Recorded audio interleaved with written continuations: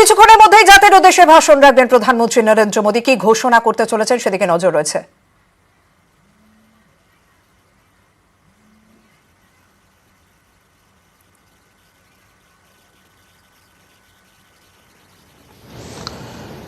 मेरे प्यारे देशवासियों, नमस्कार। कोरोना की दूसरी वेव और दूसरी वेव से हम भारतवासियों की लड़ाई जारी है।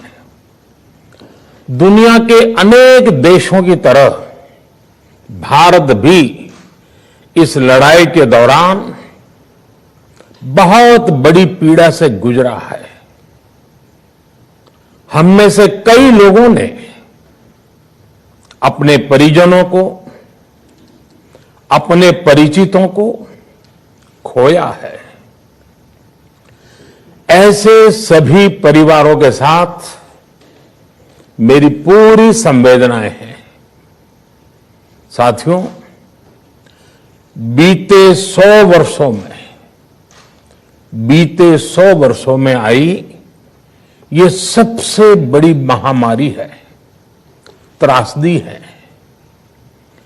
इस तरह की महामारी आधुनिक विश्व ने न देखी थी न अनुभव की थी। इतनी बड़ी वैश्विक महामारी से हमारा देश कई मोर्चों पर एक साथ लड़ा है।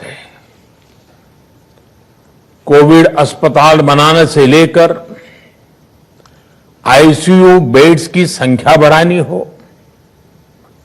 भारत में वेंटिलेटर बनाने से लेकर टेस्टिंग लैब्स का एक बहुत बड़ा नेटवर्क तैयार करना हो, कोविड से लड़ने के लिए बीते 1.25 साल में ही देश में एक नया हेल्थ इंफ्रास्ट्रक्चर तैयार किया गया है। सेकंड वेव के दौरान अप्रैल और मई के महीने में भारत में मेडिकल ऑक्सीजन की डिमांड अकल्पनीय रूप से बढ़ गई थी। भारत के इतिहास में कभी भी इतनी मात्रा में मेडिकल ऑक्सीजन की जरूरत कभी भी महसूस नहीं की गई। इस जरूरत को पूरा करने के लिए युद्ध स्तर पर काम किया गया। सरकार के सभी तंत्र लगे। ऑक्सीजन रेल चलाई गई, एयरफोर्स के विमानों को लगाया, नौसेना को लगाया गया। बहुत ही कम समय में लिक्विड मेडिकल ऑक्सीजन के प्रोडक्शन में 10 गुना से ज्यादा बढ़ाया गया।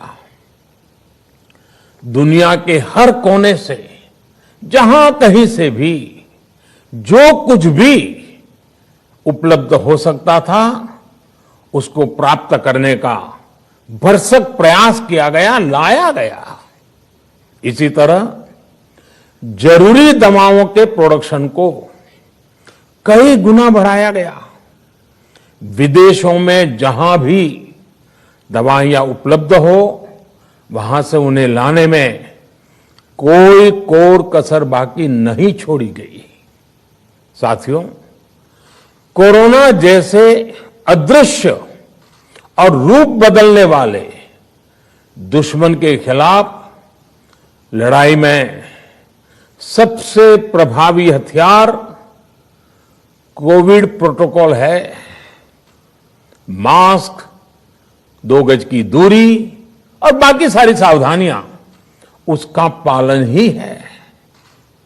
इस लड़ाई में वैक्सीन हमारे लिए सुरक्षा कवच की तरह है।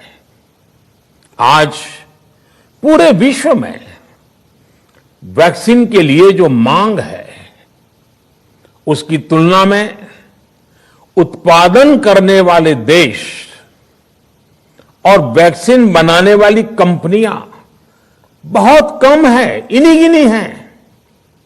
कल्पना करिए कि अभी हमारे पास भारत में बनी वैक्सीन नहीं होती तो आज भारत जैसे विशाल देश में क्या होता।